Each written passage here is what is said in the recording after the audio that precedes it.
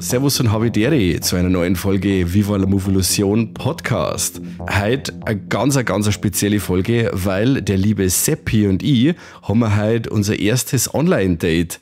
It's your move, Creep. Seppi, Havidere. Wahnsinn, gell? Dass das nochmal zustande kommt. Wer hätte das gedacht? Unfassbar. Brutal. Das ist die Unholy Alliance. Ja, Wahnsinn. Uns halten sie die ganze Zeit voneinander fern und jetzt auf einmal nehmen wir die Sache selber in die Hand. Aber dann kriegen wir so ein brachial gutes Thema, gell? Das ist auch wieder Wahnsinn. Absolut. Sag mal, um was geht's denn heute, Seppi? Um nichts anderes als den besten Paul Verhoeven-Film aller Zeiten, Showgirls. Wow, jetzt habe ich schon gemeint, du sagst Starship Troopers, aber mit Showgirls habe ich jetzt überhaupt nicht gerechnet. Wobei aber sagen muss, Showgirls ist geiler als die Leute machen, muss ich sagen. Ich glaube, wir haben schon unser nächstes Thema. Aber ja, ich glaube auch. Aber heute ist es tatsächlich der Robocop. Oh, jawohl. Sehr geil. Seppi, hast du mit dem Film schon irgendwelche Berührungspunkte gehabt? Vorab hast du den Film jetzt zum ersten Mal gesehen? Nein, ich habe den vor langer Zeit schon mal gesehen. Und der Robocop ist mir seit frühester Kindheit, möchte ich fast schon behaupten, ein Begriff und eine Ikone fast, der ich nie ganz fernbleiben habe können, weil der einfach so eine Anziehungskraft gehabt hat auf mich. Also ich liebe diese Figur, muss ich ganz ehrlich sagen. Und der Film, Bombe. So viel ist schon mal vorweg. Sehr schön.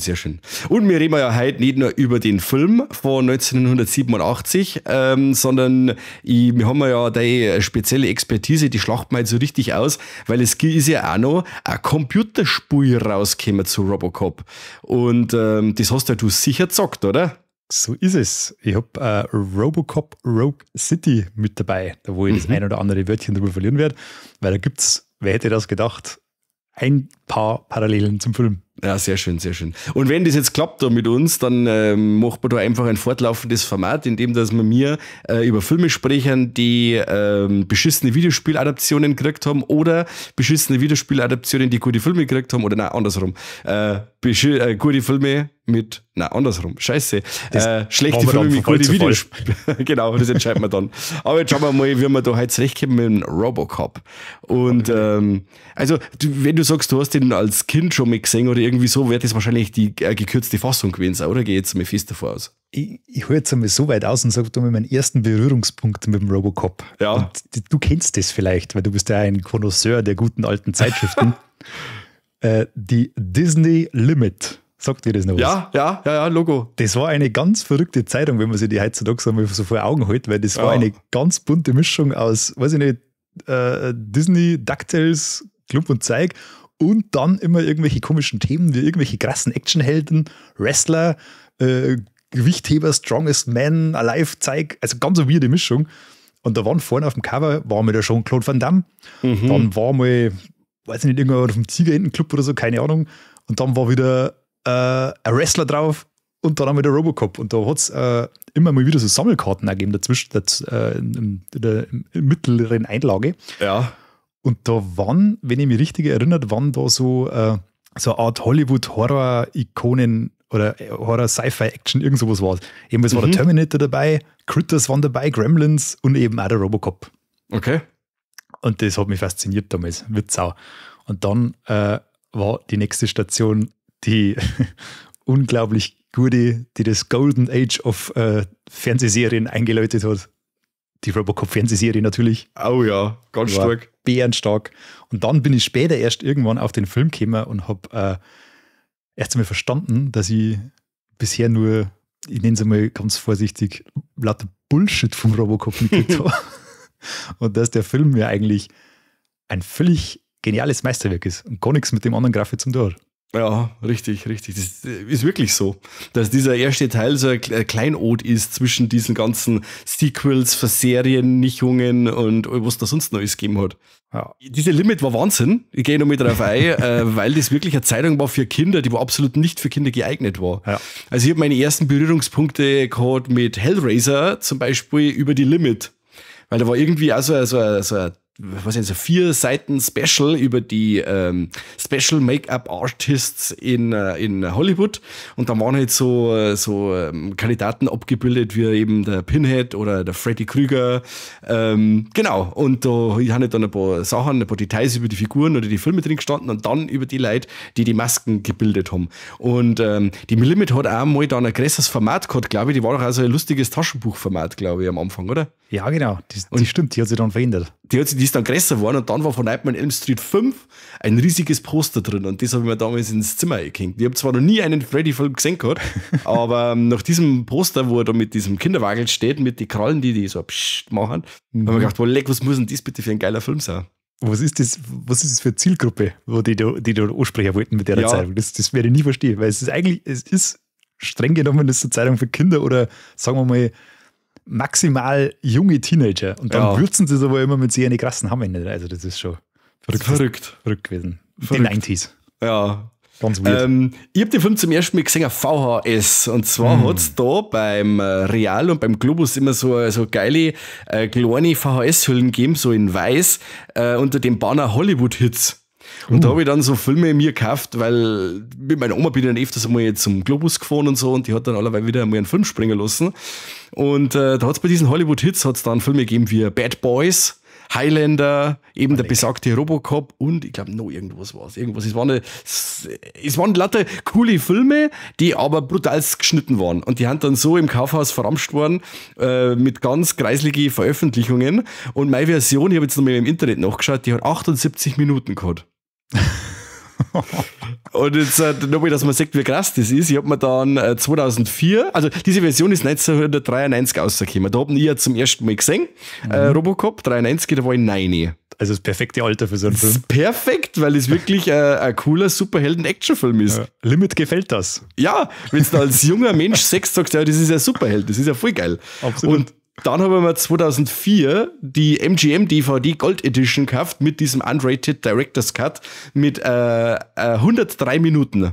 Und nach Adam Riese 78 minus 103, da haben von 25 Minuten waren da rausgeschnitten. Das ist ja krass. Kannst du dich noch erinnern, wo es da ungefähr draus war? Weil das ist ja, da muss ja ganz... Alles. Also es waren alle Gewaltszenen draußen, also es waren dann so wirklich, ich mir jetzt Jump Cuts nennen quasi, wenn der Murphy gefangen genommen wird und dann ist das mit seiner Hand und so, wo es dann heißt so, nein, da ist schon losgegangen, da war der Schnitt, dann hast du im Hintergrund eben Nancy Allen noch laufen sehen, die wo einen Murphy sucht. Und dann hast du dann im Hintergrund Pistolenschüsse gehört, die aber in die Szene gar nicht reingekehrt haben, aber das haben sie dann so zusammen modelliert, dass man dann überhaupt Pistolenschüsse hört. Weil sonst warten ja die komplett rausgewesen, weil ja die ganzen Schüsse auf den Murphy rausgeschnitten waren. Und dann ist es weitergegangen mit, er liegt am Boden und so heißt Murphy. Und dann nächste Szene war im Sanker. Also da dieser komplette Part zum Beispiel ist da rausgewesen. Ja, das ist schon hart.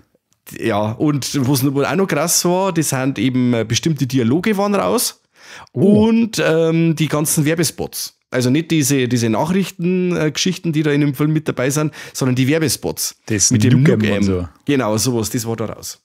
Also im Ganzen 25 Minuten Material. Ja, leck. Also der komplette Charakter vom Film entfernt, kann man so sagen.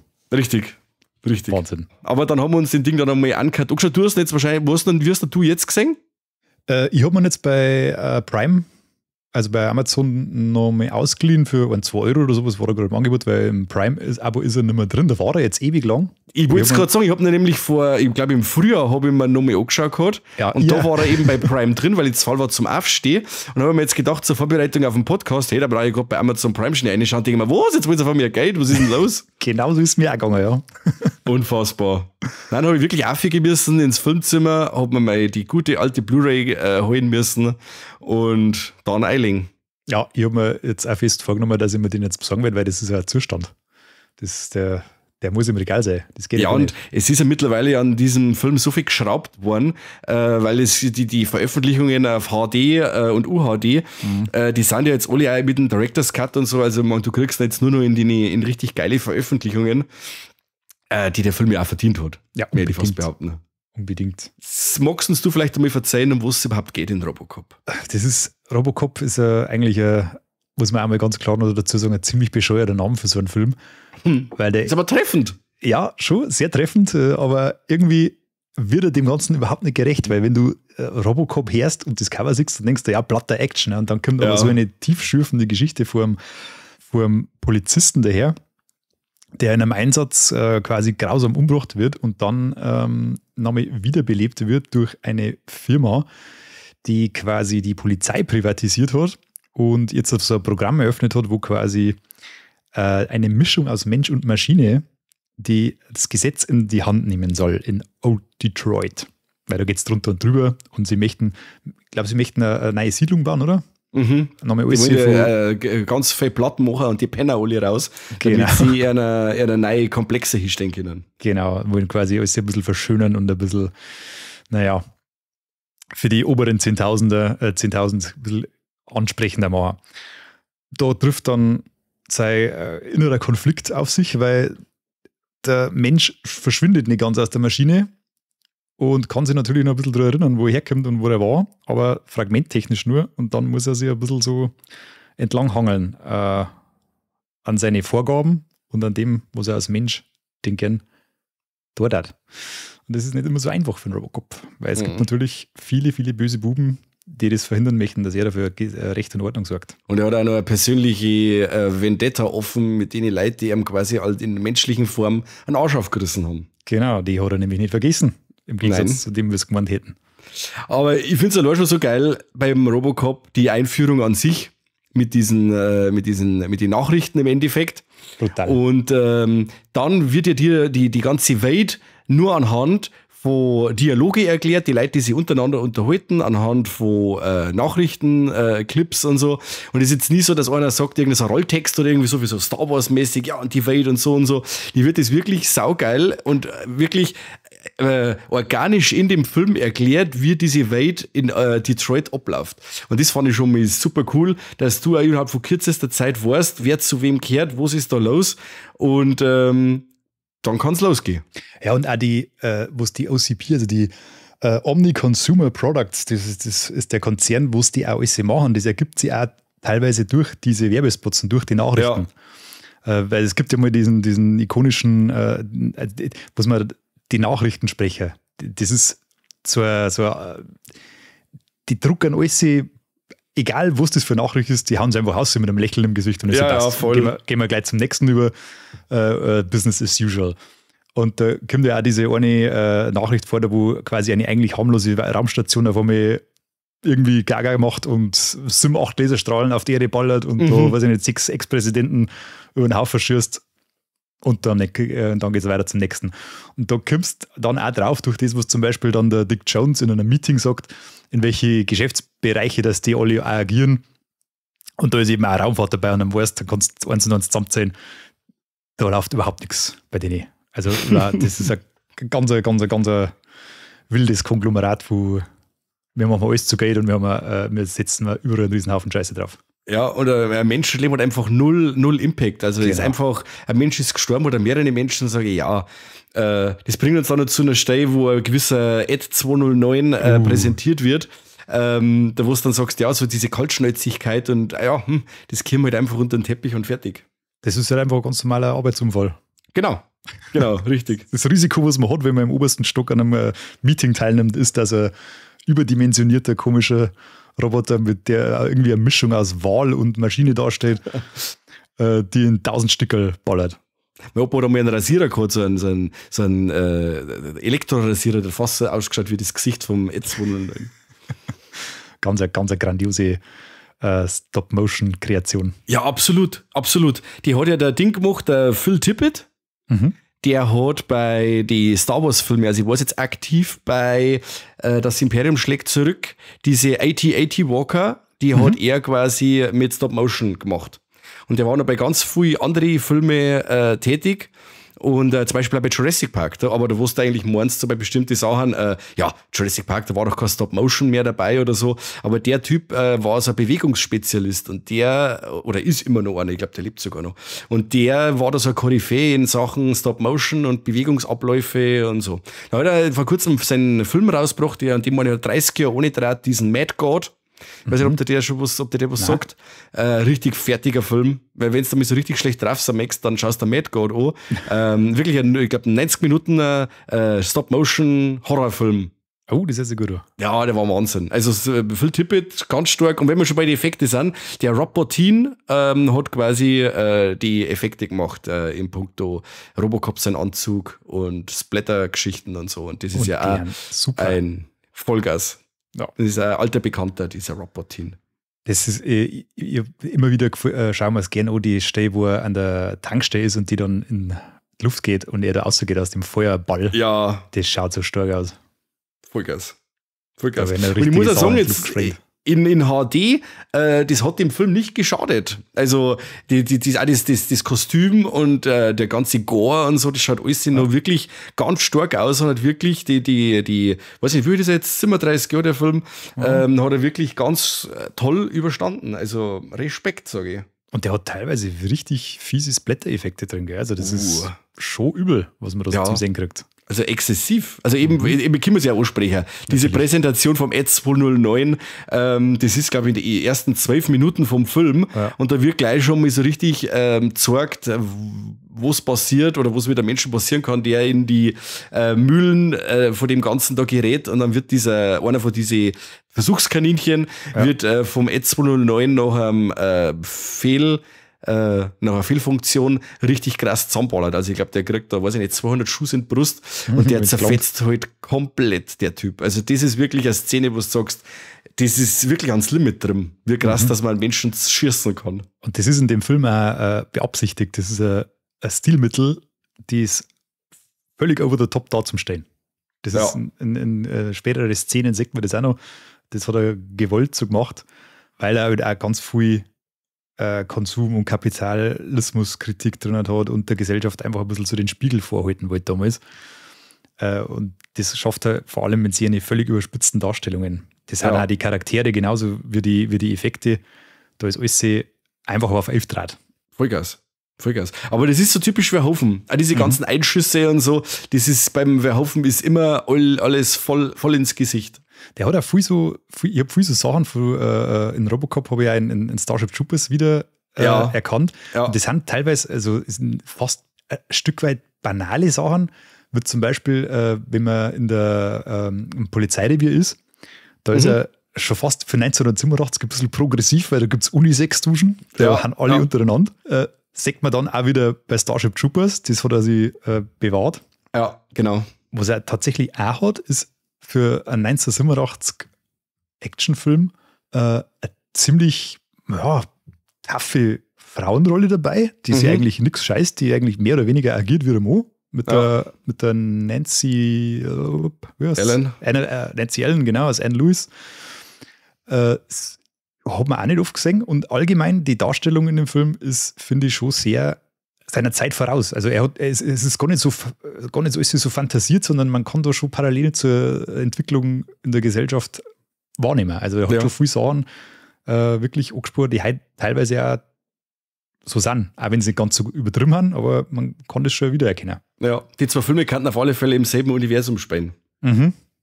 Auf alle Fälle. Also nochmal große Liebe für Nancy Allen. Also sie ist ja die damalige Frau, ich weiß nicht, ob es jetzt noch Frau ist, von Brian De Palma.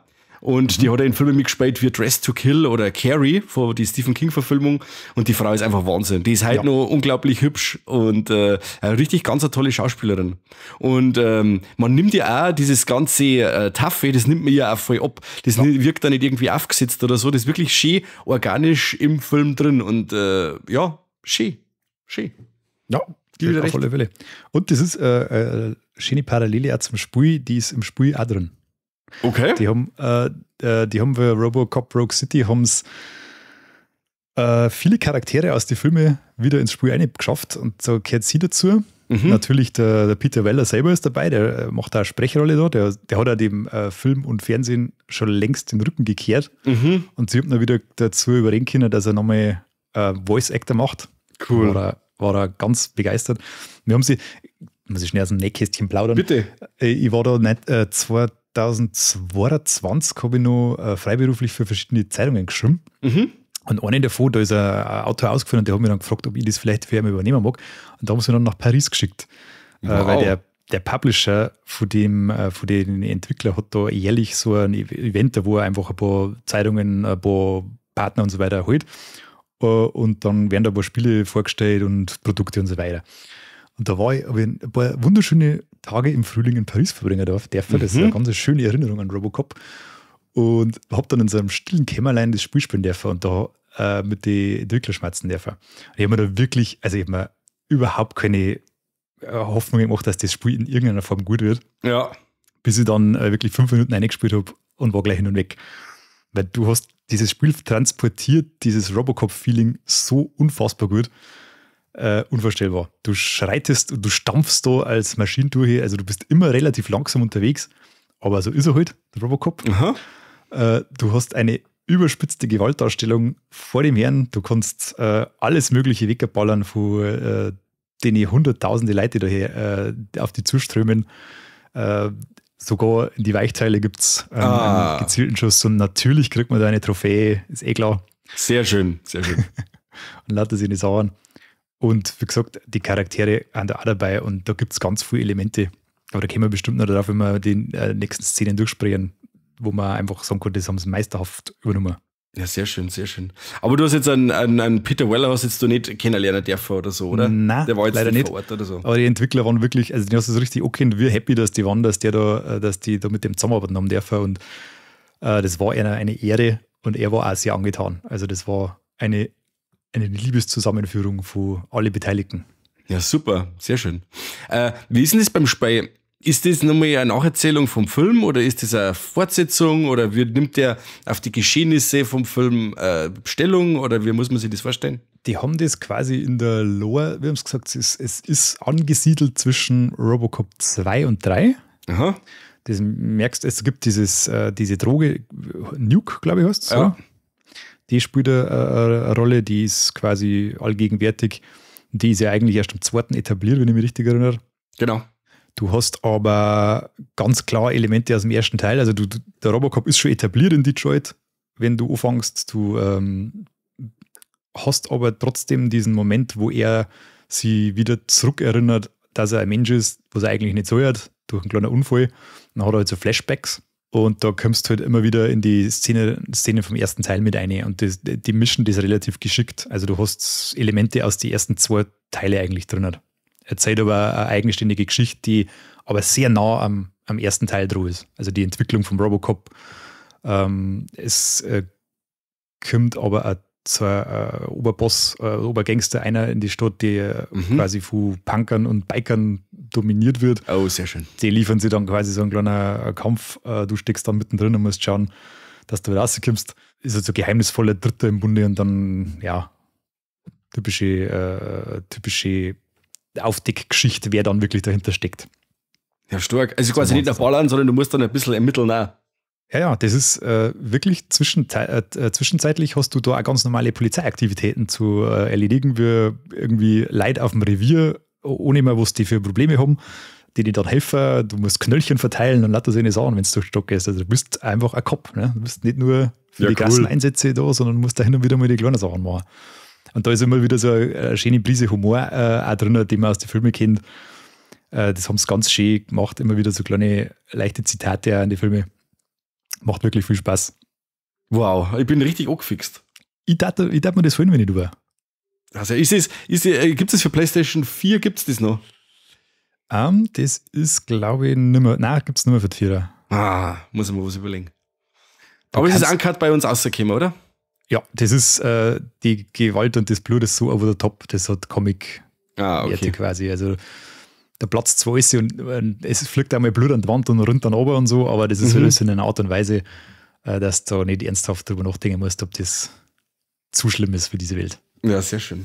Also es dauert auch im Film nicht lang, bis sie Murphy und Lewis ihren ersten Einsatz haben und geraten dann gleich mit der Gang vom Clarence Bodiger aneinander und liefern sie da eine Verfolgungsjagd, nachdem die einen Banküberfall gemacht haben. Die Verfolgungsjagd bringt uns dann zu diesem Fabrikgelände, in dem dann der Murphy leider sein tragisches Ende in Anführungszeichen findet.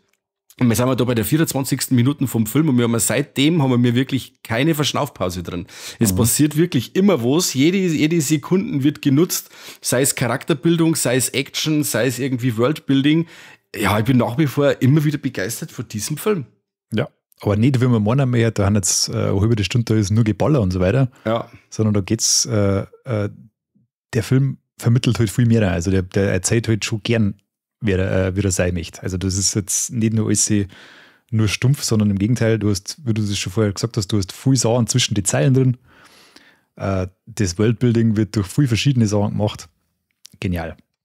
Und weil du gerade bei der besagten Szene warst, der Robocop macht ja eine Wandlung durch in dem Film.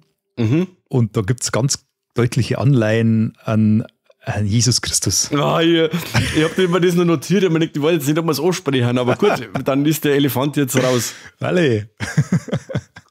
Das ist ja wirklich Wahnsinn, also wenn man sich das einmal eben dieser online durchlesen müsste, ich war selber nie drauf gekommen, ich sag das, ja, nicht. Ja, ich hätte das nie gesehen. Na, wie gesagt, das am Schluss aussieht dann eher so übers Wasser gehen und so. Ja, weil dann, wenn du sagst, dann mit der Auferstehung, was haben wir Neues? Ja, erst die Kreuzung, Schrägstrich Hinrichtung, wo halt da durchleben muss, wo halt auch ganz klar gewisse Körperteile durchlöchert werden. Ja. Und dann, wie gesagt, die Auferstehung als Maschine und dann der Gang übers Wasser. Genau. Und dann kriegt er nochmal die Lanze in die Brust. Ja, genau, stimmt, die kriegt die haben wir auch noch. Ist auch noch dabei, ja. Ja. Ja, es ist Wahnsinn. Also der Verhoeven ist ja wirklich von der christlichen Mythologie sehr begeistert, mag ich nicht sagen, weil eher beeindruckt, aber er sagt, dieses alles ist sehr kritisch. Vor allem, wenn du den Film davor anschaust, vor allem der Fleisch and Blood mit dem Rutger Hauer, das ist ja auch so, ist ja so ein Mittelalterfilm, wo es auch ganz viel über Glauben geht und Verblendung durch Glauben und so. Oder auch dieser letzte Film, den er gemacht hat, dieser Benedetta oder so. Also der Verhoeven ist sehr kritisch, was die katholische Kirche angeht. Und das verbackelt er immer wieder so in seine Filme. Das war ja mit ein Grund, dass er in seiner Heimat Holland eigentlich mehr oder weniger fast schon verdrummt worden ist, ne? Ja. Weil er durch seine provokative Art, durch viel Gewalt, durch viel Nacktheit einfach nicht mehr an die Gelder gekommen ist, dass er weitere Filme hätte dran sollen. Dran können.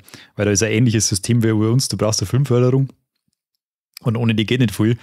Und wenn du da ständig eben auf den Schlips trittst, dann wird es schwierig mit der Finanzierung. Ja, glaube ich sofort. Und der Robocop war ja seine erste US-Produktion, gell? Genau. Ja. Da gibt es ja die Geschichte vom Drehbuch. Hast du die gehört? Dass er es in einen Abfall geschmissen hat, oder? Ja. Können wir seiner Frau verdanken, quasi, dass Robocop draht war. Weil er hat es ja angeblich nur mal kurz überflogen und gesagt, nee, Dreck. Ja. Und hat es dann in den Mülleimer fallen lassen. Seine Frau hat es rausgereiht und hat gesagt, schau dir das vielleicht nochmal an. Ja. Da steckt ein bisschen mehr drin. Schon. Das ist ganz stark. Genauso, jetzt haben wir die nächste Parallele zu Carrie. Wir haben nicht Nancy Allen dabei, sondern beim Stephen King war es ja genauso. Der hat also den ersten Entwurf von Carrie hat er in den Eimer geschmissen und hat gesagt, das wird nie was. Und seine Frau hat dann gesagt, doch, jetzt mach weiter und das ist gut, das haut schon hin. Und war dann sein erster großer Hit. Ja, das wird es oft hier auch, gell? Das ist unglaublich. Da muss alles zusammenkommen. Was? Geschrieben ist das übrigens von zwei waren, gell? Von Edward Neumeier und Michael Miner, die sie da ziemlich auch von Comics beeinflussen haben lassen. Und zwar ist einer der Haupteinflüsse der Judge Dredd. Judge Dredd, ja, sehr geil. Dann haben wir einen Iron Man und einen gewissen Rom Space Knight, der sagt mir gar nichts. Null. Aber alle drei kommen immer wieder im Film vor, wenn man genau hinschaut. Echt? Ja.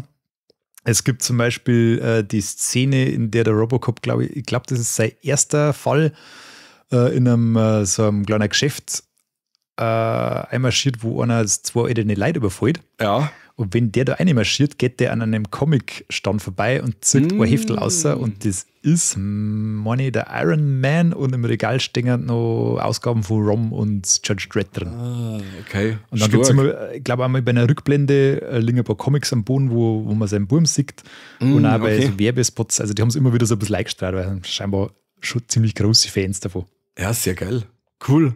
Ich muss auch sagen, hast du die Robocop Comics damals gehabt als Kind? Nein, ich habe bis heute noch keins, ehrlich gesagt, gesehen.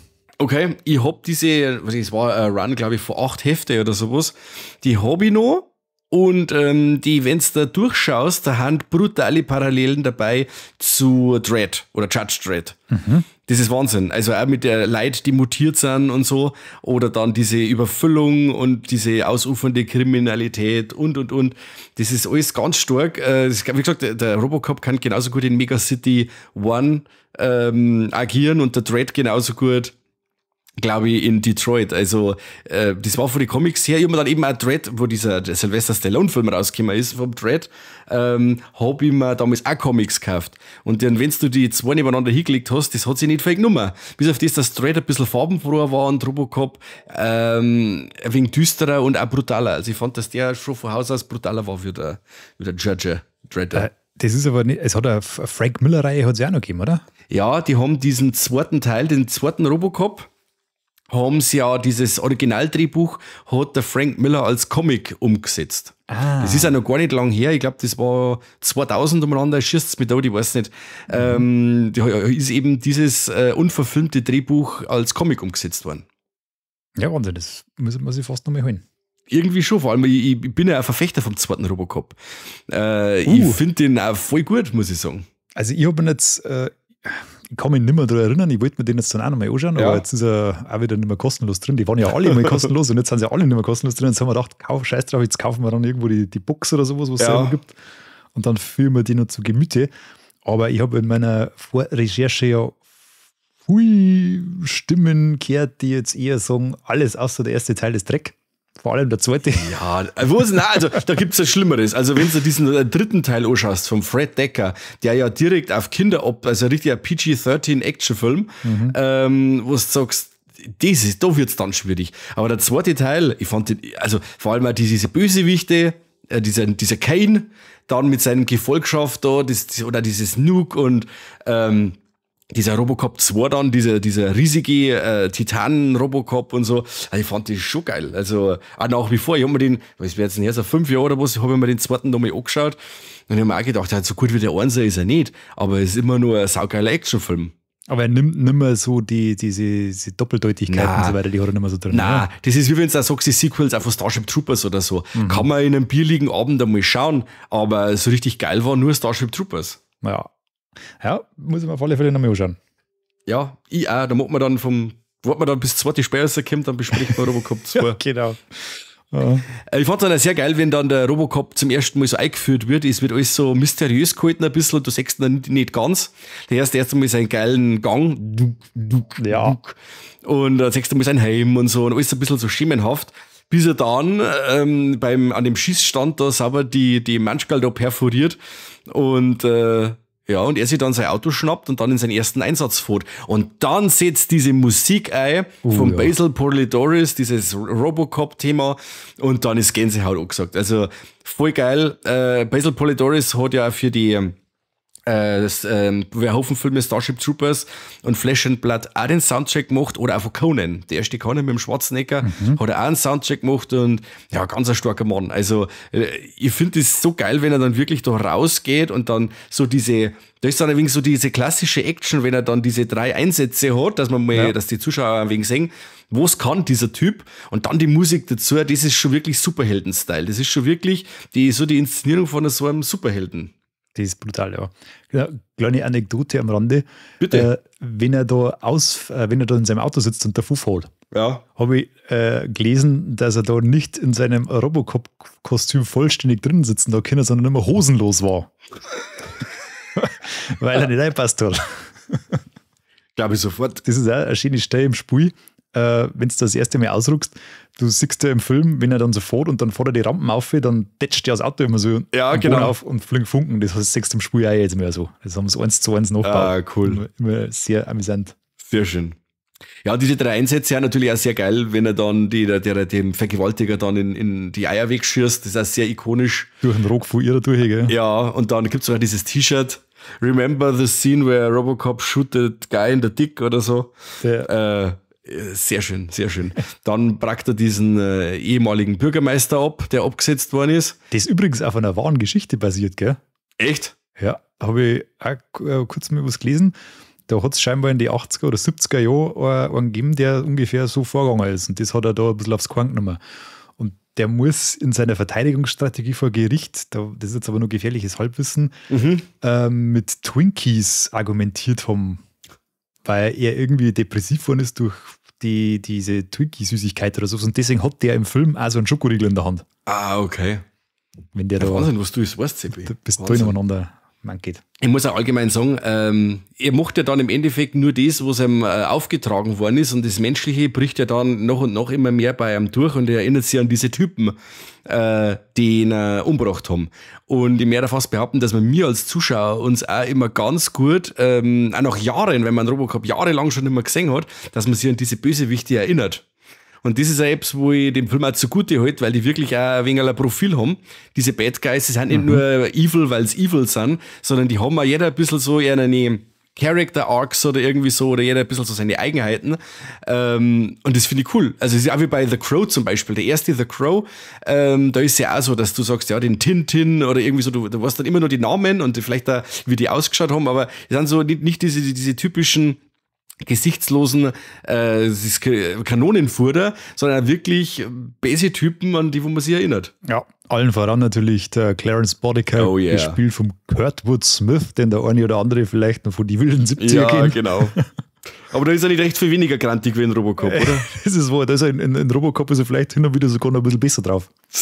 Und er hat natürlich noch jemanden dabei, und das ist der Ray Wise. Das habe ich gar nicht mehr gewusst zum Beispiel. Der ist aus wie heißt der dann?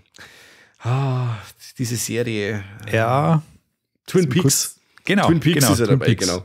Man sieht ihn ganz oft irgendwie so als Nebenrolle, vor allem immer irgendwie so eine zwielichtige Person. Ja. Ganz viele Filme, weil das ist ein Gesicht, den kennt man, der offensichtlich, weiß ich nicht, seit 40 Jahren gleich ausschaut. Das stimmt. Und dieses Grinsen da auf, den kann man sich auf alle Fälle merken, ja. Das stimmt.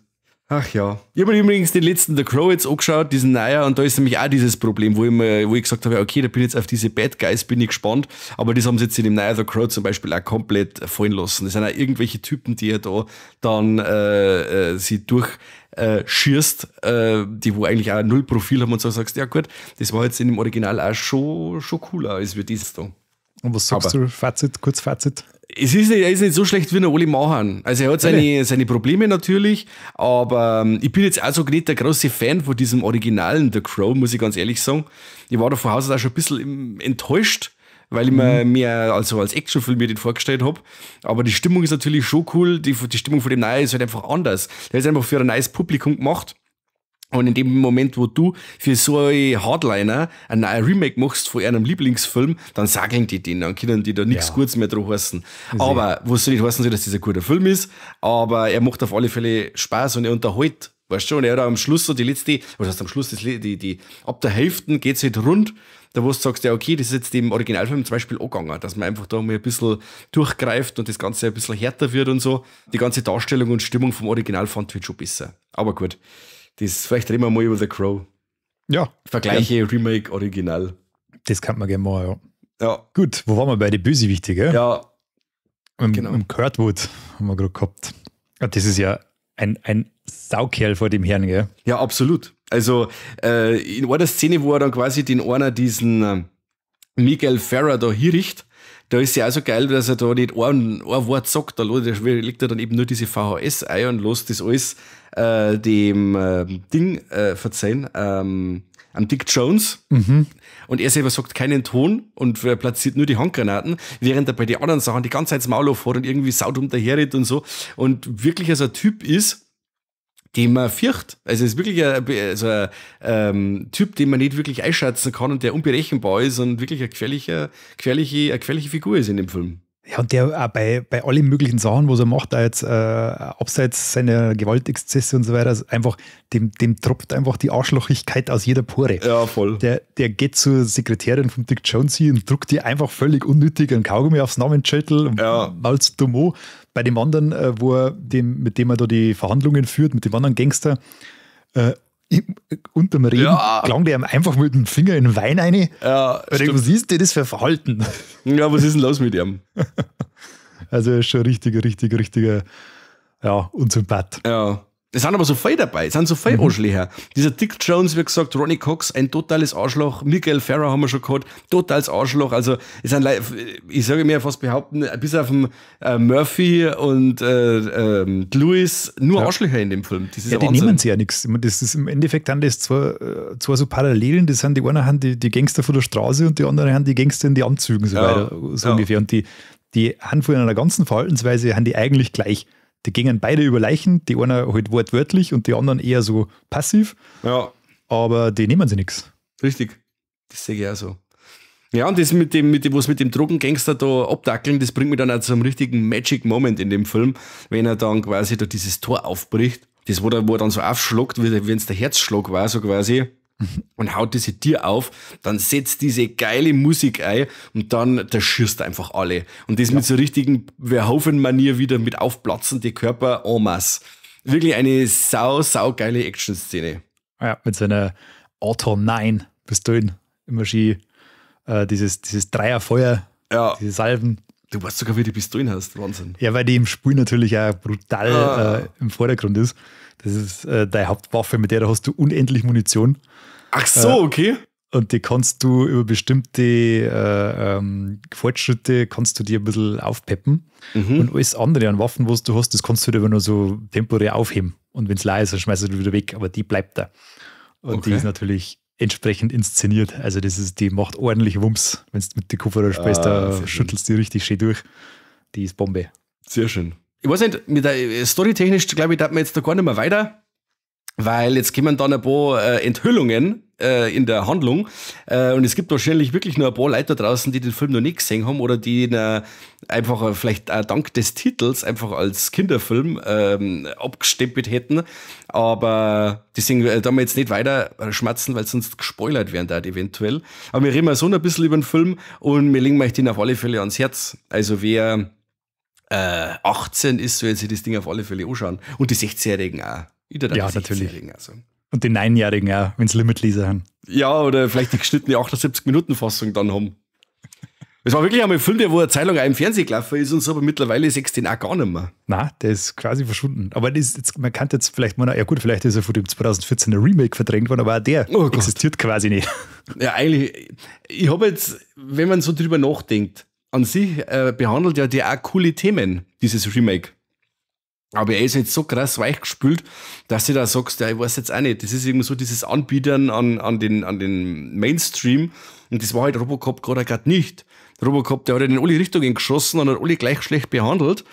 Und das halt brachial, blutig und mit Message. Und das ist halt etwas, was halt momentan so manche Filme einfach abgeht. Ein paar Ecken und Kanten. Ja, er ist halt auch tatsächlich ein bisschen zeitlos, weil er halt auch wieder, wir haben ja jetzt aktuell in der Weltlage, haben wir wieder die gleichen Probleme wie damals 1987 in der Zukunftsvision von Paul Verhoeven stehen. Stimmt. Also der ist top aktuell eigentlich. Ja. Es gibt eine ständige nukleare Bedrohung, Konzerne richten die Umwelt zugrunde, es gibt Probleme zwischen Staat und Privatisierung von manchen Sachen in manchen Ländern, in die USA zum Beispiel.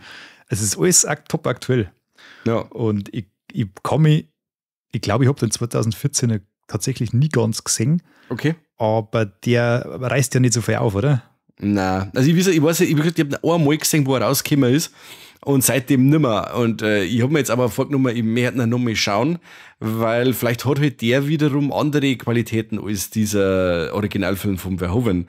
Aber ich setze jetzt mal nicht viel Hoffnung darauf, dass mir der jetzt noch so viel besser gefällt wie damals. Das glaube ich nicht, nein. Nein, es ist einfach, Robocop ist ein B-Action-Film auf dem Papier. Das, wenn du jetzt jemand verzeihst, um was es in dem Film geht, dass ein Typ, der schwer verletzt ist, sein Gehirn und sein Gesicht zu einem Roboter umbaut wird und der dann die Bad Guys jagt, das ist ja palpiger, kann es ja gar nicht sein. Ja. Oder es ist, wie gesagt, wo wir schon mal geredet haben, so superheldenmäßig. Es ist ja wie so die Origin-Story von so einem Superheld. Mit Maske und Erzfeinde und was weiß ich. Aber er hat halt einfach so, wie du schon gesagt hast, einfach dazwischen hat er mehr. Und das macht ihn halt auch so besonders. Und du kannst ihn halt auch bei einem launigen Abend als geilen Actionfilm schauen oder auch mal, wenn du daheim bist, mit Verstand und diese ganzen Verweise oder diese ganzen satirischen Elemente, die rausfiltern und so Spaß haben. Ja, und du hast halt auch bei jedem Rewatch hast du immer wieder Kleinigkeiten, die du neu aufschnappst. Ja. Und wenn es dir dann, vor allem, was mir jetzt also Spaß gemacht hat, sich da ein bisschen in die ganze Lore und in die Hintergrundgeschichten so ein bisschen einzulesen und das dann in die Szenen nochmal zum Entdecken, ist es einfach irrsinnig spannend, was der da alles hier eingebaut hat. Auch Leute, was ich da vorher angesprochen habe, diese wahre Begebenheit mit dem Bürgermeister, der da versucht hat, mit Gewalt sein Amt wieder zum holen. Also das ist ja völlig absurd. Ja, mich lasse ich wundern, wenn der auch noch eine Stadt gegeben gekriegt hätte, wenn es geheißen hat, ja okay, der setzt sich so für seinen Job ein, der kriegt ihn wieder. Weil andere Leute, die werden ja auch Präsident und haben vorbestraft und haben nur Scheiße am Stecken und werden trotzdem noch mal Präsident. Also ich weiß auch nicht, so weit haben wir nicht weg. Um Himmels Willen. Ja. Es ist ja, da hat es auch mit geheißen, dieses Gerücht umgegangen, dass eigentlich als Robocop-Darsteller einen Schwarzenegger wollten. Weil der zurzeit ja auch stark actionmäßig unterwegs war. Aber wenn du so einen Bracke-Typen in ein Bracke-Kostüm einstopfst, dann war der Schwarzenegger wahrscheinlich rumgelaufen wie der Ed 209 und nicht wie der Robocop. Was ich jetzt noch gelesen habe, wer es eigentlich hätte sein sollen, weil es sind ja, glaube ich, gleich mehrere Rollen, haben ja eigentlich die Zweitbesetzungen. Ja. Jetzt muss ich mir überlegen, wie hat jetzt der geheißen? Das ist der von Total Recall. Der Michael Ironside. Okay. Der hätte einen Robocop spielen sollen. Ja. Der hätte einen Robocop spielen sollen, aber der war zu bullig. Okay.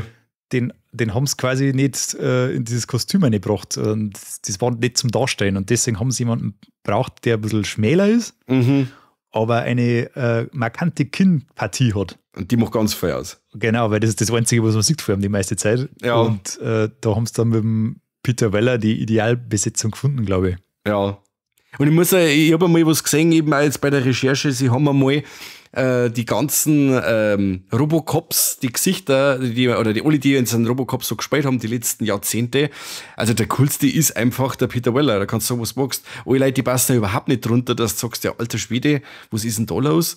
Und andere, was du sagst, ja gut, kann man mal, aber ist halt auch wirklich bloß eine Kopie vom Original, so ungefähr. Das ist schon, es macht viel aus. Vor allem, wenn es da so andere Superhelden-Geschichten anschaust, wie Batman oder ein Flash oder so, die haben ja alle irgendwie die Kinnpartie frei und das ist unglaublich wichtig, dass du da jemanden hast, der das anständig ausfüllt, sonst schaust du ja ein wenig lächerlich aus. Auf jeden Fall. Man sieht es ja auch, dann Robocop, die Serie und so weiter, da ist halt alles, wirkt halt gar nicht mehr. Also das macht schon wirklich viel aus, ja. Leider. Und ich habe es wirklich gern geschaut früher, aber ich traue mich nicht mehr hin. Ich habe die wirklich, auf RTL war die allerweil da abends. Ja. Und ja, aber wie gesagt, wenn du dann einmal in den Genuss kommst von diesem Originalfilm und das zum Schätzen weißt, dann ist wirklich alles andere. Wie wenn es einen geilen Burger isst irgendwo und dann sitzt vor deinem Mackie Cheeseburger, vor dem zusammengeschrunzelten und denkst da, ich hätte jetzt lieber in einem gescheiten Burgerlohn sitzen. Genau so ist es. Wenn du mit 12 oder sowas das erste Mal deinen Burger im McDonalds gegessen hast, dann 5 Jahre später in einen richtig guten gehst. Ja, genau. Was ich auch noch lustig gefunden habe, ist, dass dieser Film rauskommt und der offensichtlich Probleme hat, durchgewungen zu werden und wahrscheinlich angeblich sogar auf X-Rating können wir jetzt sollen. Und dann kommt er in die Kinos, hat diese krassen Szenen, diese krassen Thematiken und löst aber eine Welle an Marketing aus. Kinderspielzeug, Klump und Zeig, Comics, Kinderserien, Kinderzeichentrickserie, glaube ich, gibt es ja sogar. Ja, genau. Ich weiß nicht, wie kommt man denn da drauf? Das hat es ja öfter gegeben. Wenn du schaust, oder bei Aliens, wie rausgekommen ist, hat es ja auch Kinderspielzeug gegeben, zum Beispiel. Der James Cameron-Film. Das ist ganz seltsam, dass man sagt, man macht wirklich für Erwachsene einen Film, aber für Kinder das Spielzeug. Das ist wirklich ganz strange. Wahnsinn, ja. Oder hat es einmal diese Rambo-Zeichentrickserie gegeben, da wo es dann auch Figuren gegeben hat. Oder Conan, der Abenteurer, hat das geheißen. Die war aber super. Die war gut. Zeichentrickserie. Ja, und da hat es dann auch Figuren gegeben und so. Das war halt alles irgendwie so Erwachsenen-Themen, aber halt dann auch für Kinder. Ja, in die 80er, 90er waren wir dann ein bisschen anders drauf. Ja, absolut. Absolut. Wie findest du überhaupt an, wenn er muss ja dann einmal seine Maske abnehmen oder sein Helm, der Robocop. Was sagst du denn dann? Weil er sitzt ja dann auch nicht mehr auf. Ich finde sowas immer schade, das ist wie bei diesen Sam Raimi Spider-Man-Filme, da wo man dann quasi im letzten Drittel einen Spider-Man mit der Maske schon fast nicht mehr sieht, weil man muss dann immer drunter schon wissen als Zuschauer, dass der Tobey Maguire ist, weil es ganz wichtig ist, dass er ja die Maske nicht aufhat. Wie findest du das? Findest du das dann noch cool oder sagst du, ich hätte jetzt lieber mit Helm gesehen? Also grundsätzlich finde ich das mal arschgeil, wie das ausschaut. Ja. Also das ist wahnsinnig stark gemacht und ich bin da schon bei dir, aber ich finde es bei Robocop in dieser Bildgebung eigentlich passend, weil das symbolisiert ja dann so ein bisschen den Sieg der Menschlichkeit über die Maschine. Ja, wenn dass es wieder ein wenig menschlicher ist. Ja. Genau, das glaube ich ist da gar nicht so verkehrt, aber grundsätzlich bin ich da schon bei dir. Ja, das Tobey Maguire-Beispiel ist sehr gut gewählt, ja. Ah, das nervt mich zu Tode. Aber das ist wieder ein anderes Thema. Aber da spricht dann auch wieder so dieser Action-Fan, wo ich sage, ja, ich finde das einfach geil, wenn es dann die Helme aufhaben oder wie beim Dread oder so, einfach das Ding nie runter macht's einfach. Ja, das ist wo. Überhaupt das ganze Finale dann da in diesem Stahlwerk, wo ja der Murphy umgebracht worden ist, finde ich super. Es ist nicht zu lang, ist total auf den Punkt. Nicht, dass wir dann irgendeine nervige Autoverfolgungsjagd drin haben oder irgendein so ein Scheiß. Das ist zack, bumm, und der Emil schmilzt und alles ist geil. Ja, das ist wirklich hervorragend gemacht. Ist auch im Spiel sehr schön untergebracht. Du hast einmal relativ am Anfang musst du in dieses Stahlwerk rein. Aha. Da hat sich eine Biker-Gang eingenistet. Und wenn du da die durch die Schlauchlevel da durchballerst, kommst du an verschiedene Orte vorbei und unter anderem kommst du dann einmal an dem Fernseher, an dem Cannabis vorbei und siehst da so eine weiße Markierung am Boden. Aha. Und das ist natürlich die 1:1, die Stay nachbaut, wie es halt den Murphy abknallen im Film. Also das haben sie wirklich bis aufs kleinste Detail haben sie das übernommen. Okay. Aber es siehst du halt nur so, wenn du ein bisschen rumlaufst. Also das ist jetzt kein Hauptbestandteil, sondern das siehst du halt so nebenbei. Und da haben sie viel sehr Sachen. Das Polizeirevier ist auch Wahnsinn. Das haben sie, also das ist, da fühlst du wirklich wie als wärst in dem Polizeirevier vor dem Film drin. Und ich bin mir fast sicher, dass die sogar den Grundriss nachgebaut haben. Cool. Weil da kannst du, es gibt da, wenn du dich erinnern kannst, wenn die in das Polizeirevier reingingen, ist ja auch so ein Officer quasi auf so einem Podest und da stehen ja die Leute an. Ja. Und im Hintergrund haben wir verschiedene Schreibtische, die haben wirklich 1:1 so aneinandergereiht wie im Film. Es ist sogar diese Kommandoschalte da, wo der eine Polizist sich so Einsatzvideos anschaut, ist auch 1:1 drin hat. Du kommst hinten in diese Räumlichkeiten rein, wo der Robocop quasi justiert wird, sage ich mal. Da kommst du da immer wieder rein, ist auch 1:1 nachgebaut. Es gibt sogar, falls du dich erinnern kannst, wenn man im Film an der Umkleide ist, steht ein Polizist da mit nacktem Oberkörper und einem Polizei-Motorradhelm auf dem Kopf. Aha. Der ist im Spiel. Ah, okay. Also lauter so sehr detailverliebt. Genau, brutal. Also da haben wir sich richtig Mühe gegeben. Das ist auch von der Klangkulisse her 1:1 wie im Film. Ständig gleich irgendwo ein Telefon, du hörst das Genuschel von den 1000 Leuten drin. Das ist also eine permanente Unruhe. Und das haben sie wirklich hervorragend gemacht. Also kann man ja nichts nehmen. Stark. Hört man dann jedes Mal, wenn der Robocop geht, jeden Schritt hörst du dann dieses geile Juk. Ja, den hörst und den fühlst du. Jetzt ohne Schmarrn. Ja, das ist Weltklasse. Wow. Das ist ja, wenn du da sprintst, dann, ja, schnelles Gehen, würde ich sagen. Ah, okay. Also gemütliches Spiel. Ja, voll. Das ist also richtig gemütlich. Du musst da nicht gut sein. Das verzeiht sehr viel, weil du bist halt einfach diese übermächtige Maschine da. Das ist eigentlich eine spielbare Machtfantasie, das Ding. Und wie gesagt, es ist wirklich nicht schwer, aber es macht halt so viel Spaß. Du kannst da am Anfang, das erste Level ist gleich bombastisch gut, weil du bist, es fängt an mit so einer Newsübertragung. Und da haben sie auch den Newssprecher aus dem Film nachgebaut. Das ist auch wieder ganz der gleich. Und dann geben die eine von den völlig überspitzten Nachrichten wieder und dann kommt eine Punker-Gang und übernimmt diesen Fernsehsender. Aha. Und die fangen dann langsam an, Leute aus dem Fenster zum Schmeißen und führen sich halt auf wie die letzten Assis. Und du musst halt dann reinmarschieren und die alle wegballern. Und wenn du dann so durch diese Büroräume durchlaufst, kannst du diese alten Röhrenmonitore nehmen, schmeißt das auf die Gegner drauf und die explodieren. Kannst du dir nicht vorstellen, wie ein Öltanker. Jetzt ohne Schmarrn im Blut oder was? Brutal, was da Explosionsmaterial in so einem Röhrenmonitor drin war damals. Wow. Und setzen es unter Strom und was weiß ich was. Du kannst die Gegner nehmen und kannst den Twint reinschmeißen, kannst es auf die anderen draufschmeißen. Also du bist da wirklich... Wow. Das ist wirklich so eine Machtfantasie, gell? Brutal, das ist so spaßig. Also... verdammt, das ist bald unser PlayStation 5 herrscht. Die Biker auch ganz groß, die fahren dann mit ihren Harleys auf die zu umkreisen die so und fahren dann auf die zu. Dann kannst du das mit einem gezielten Schlag das erste Mal sauber vom Motorrad dreschen. Und dann kannst du natürlich auch das Motorrad nehmen und auf die anderen draufschmeißen. Du kannst du da aufführen, bombastisch. Ja, super. Alter Schwede, braucht man auf alle Fälle. Unbedingt. Kann ich jedem nur empfehlen. Stark.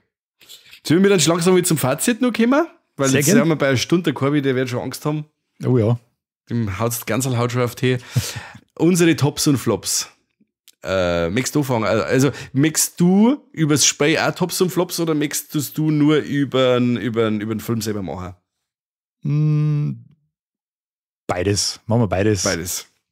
Na, dann fangst jetzt du an mit dem Film Tops und Flops, dann ich Tops und Flops Film und dann du abschließend noch das Spiel, oder? Das können wir so machen. Gut. Also, wie viele Tops haben wir immer? Ein Top und ein Flop. Aber Ein du Top kannst und auch ein mehr, das wurscht du. Von mir aus reden wir noch eine Viertelstunde über die Tops. Ja, kann man noch eine halbe Stunde Tops aufzählen. Ja. Gehen wir da. Reden wir nur über Szenen. Also, mein Top an dem Film ist einfach, glaube ich, dass er halt so viel mehr ist, wie er auf den ersten Blick zu sein scheint. Also, diese Vielschichtigkeit, diese 1000 Anleihen, diese Kritik an Kapitalismus, an der Gesellschaft der damaligen Zeit, am Konsumentenverhalten, dass sogar noch der Mensch zum Produkt wird im Endeffekt, diese ganzen Anleihen und diese vielen kleinen Zitate und Sachen, die du einfach beim 10., 15. Mal durchschauen das erste Mal mitkriegst, das ist eigentlich mein großes Top an dem ganzen Film. Sehr schön. Dein Flop, was hat dir nicht gefallen? Da muss ich jetzt kurz überlegen. Schwierig, gell? Ich darf tatsächlich bei dem Film so weit gehen, dass da nichts gibt, was mir nicht gefällt. Ja. Also der ist wirklich total rund. Da passt eigentlich alles. Dann von mir aus musst du nichts sagen. Der Corby wird sich jetzt dann zu ärgern. Aber es gibt so, ich habe schon mal geredet, es gibt Filme, da habe ich nichts zu meckern. Und Nein. da ist das wirklich einer davon. Ich habe eine Letterboxd-Liste einmal versucht zu erstellen mit den Filmen, die ich als perfekt erachte. Und da teilen sie der erste Platz, der Predator und der Robocop. Und da ist dann wirklich so eine Sache, wo du sagst, ja, tagesformabhängig. Aber das sind Filme, da die nichts ändern mengen, weil die perfekt sind, so wie es sind. Und das ist ganz selten. Oder auch Ghostbusters. Das ist auch so ein Film, da die nichts ändern mengen. Die sind perfekt, so wie es sind. Ja, das ist so einer. Ich hab nichts Negatives zu meinen. Und das ist eben auch mein Top, wenn ich sage, wirklich ein Film, bei dem mir alles gefällt. Mir gefällt der Aufbau, mir gefällt die Struktur, mir gefällt die Action, ja, mir gefällt die Bad Guys, ich finde alles super, die Message. Und dass er halt eben auch stumpf funktioniert, aber auch als vielschichtige Satire. Perfekter Film. Was mir nicht gefallen hat, ist jetzt das Einzige, was ich mir jetzt wirklich noch aus den Fingern gesaugt habe. Und zwar, wenn der Emil schon ausschaut wie der Toxic Avenger und wird dann von dem Auto zusammengefahren. Das schaut dann noch voll geil aus, wenn es dann da voll spatzt. Aber dann, das, was dann noch auf der Fensterscheibe hängen bleibt, das Wasser, rotes Wasser. Da, wo ich sage, okay, das stört mich ein bisschen. Da hätten wir jetzt einfach sagen können, okay, das wäre jetzt ein wenig mehr Barz war. Dann hast du sagen, ja, okay, cool, aber so ist halt einfach nur rot-rosa Wasser, das da runterläuft. Das hätte man fast noch ein wenig krasser darstellen können. Das ist mir das ist schon zu flüssig. zu stark gegangen, ja. Ja, aber das ist wirklich nur Nörgeln auf hohem Niveau, Ja. weil wirklich, da kann ich nicht viel meckern. Da kann man vielleicht dann auch noch die Abschlusssequenz nennen, wenn da jemand aus dem Fenster rausfliegt. Ja, wo er so lange Arm hat quasi. Brutal. Ja. Ja, das ist halt, ja. Nein, das Aber ist, das ist ja. charmant. Bin ich bei dir. Aber da ist ja dann wieder die Auflösung so cool. Wie gesagt, wir spoilern wir jetzt nicht. Aber dann, dass da bestimmte Person gefeuert wird, das finde ich einen super Move. Dass man nicht alles nur immer mit Gewalt löst oder lösen kann, sondern auch mal mit Köpfchen und so. Finde ich einen coolen Move noch kurz vor Schluss. Ja, das ist wo. Wo sind die Tops und Flops vom Spiel? Das Top ist auf alle Fälle das, dass das Spiel von echte Fans gemacht wurde und das merkst einfach komplett. Also die haben in diesem Film gebadet und haben alles in das Spiel irgendwie eingebracht, wo es einfach ikonisch ist und Kultstatus unter die Fans genießt und das ist ein spielbarer Fanservice einfach. Das ist wirklich hervorragend umgesetzt. Kann ich jedem nur empfehlen, der mit dem Film was anfangen kann. Du wirst einfach deinen Spaß darum, auch wenn du nie einen Shooter in deinem Leben gespielt hast, der wird dir gefallen, wenn du den Film mengen hast. Und das ist einfach eine ganz große Leistung. Der Flop ist eigentlich der, dass zum einen, wie es rausgekommen ist, nicht so technisch nicht so rund gelaufen ist. Aber das ist dann mit ein paar Patches und so weiter behoben worden. Was man vielleicht ein bisschen ankreiden kann, ist, dass bei aller Liebe zum Film storymäßig dann doch ein bisschen zu nah dran waren und somit jeder, der den Film gesehen hat, eigentlich ab Minute 1 weiß, was passiert. Okay. Also das ergibt sich eigentlich alles relativ schnell und ist sehr durchschaubar. Auch wenn es Spaß macht, keine Frage, aber da hätte man vielleicht noch ein bisschen eine eigene Note mit einbringen können, sagen wir so. Ich kann es mir jetzt nicht sonderlich abwechslungsreich vorstellen. Auf die sehe ich auch, dass die Dynamik recht behäbig ist, wenn du eigentlich recht langsam unterwegs bist oder so. Das ist tatsächlich aber der Fall.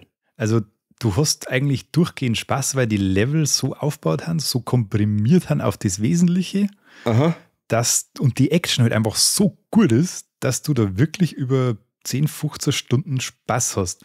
Es ist sogar so, sobald die von einer Kernkompetenz der Schlauchlevel mit ganz viel Kanonenfutter und Ballereien und Action ein bisschen abweichen, offenbart so leichte Schwächen. Wenn es jetzt zum Beispiel, da kommen dann später mal großflächige Gebiete, die teilweise vermint haben, da kannst du aber nicht wirklich was damit anfangen, weil du die ja nicht wirklich so bewegen kannst, dass du da groß ausweichen kannst. Ja. Dann gibt es so Sniper-Elemente, die haben auch nicht gut umgesetzt. Also es ist wirklich, solange du schnurstracks dahin laufst und vor alle Seiten die Gegner kommen und du die wegballern kannst in 1000 Stückerl, da ist das Spiel immer top.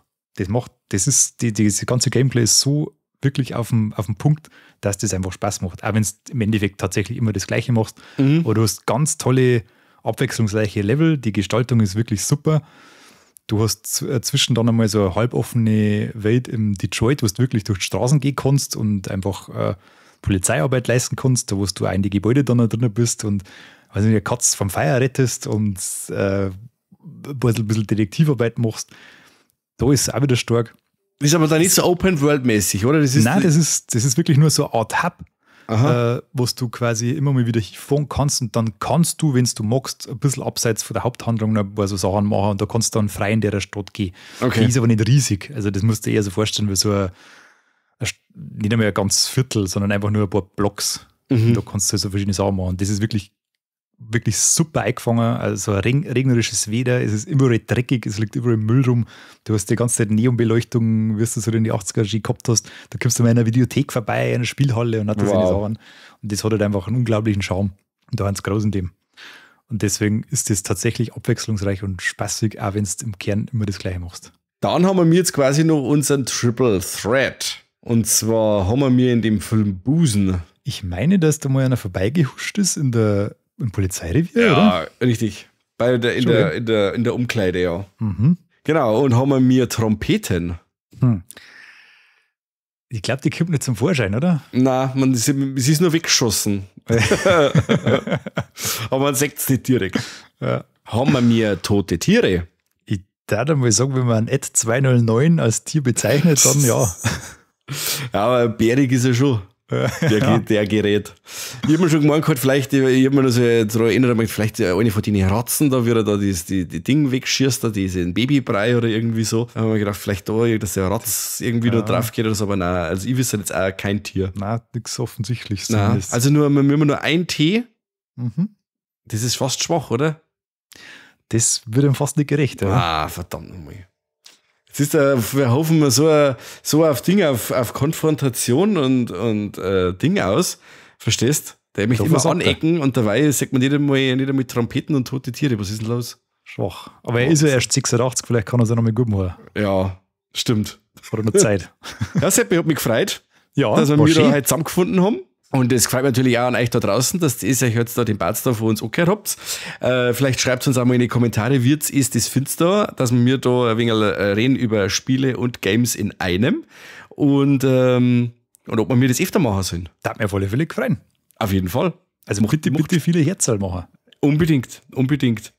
Und jetzt ist ja bald Weihnachten, Leute. Vielleicht mag einmal der eine oder andere vielleicht ein Abo von uns verschenken, weil hochklassigere Geschenke kannst du eigentlich nicht abliefern, außer du verschenkst uns. Das ist wahr. Da wird in jedem warm ums Herz, der das unter Gerüst bekommt. Absolut. Absolut. Also dann, Freunde, vielen Dank fürs Zuhören. Bis zum nächsten Mal beim besten bayerischen Filmpodcast der Welt. Nicht für Old Detroit. Ich hab's gewusst, dass der kommt. Sehr geil. Also Seppi, mach's gut. Leute da draußen, macht's es gut. Merci fürs Zuhören. Bis zum nächsten Mal. Servus und habe die Ehre. Servus.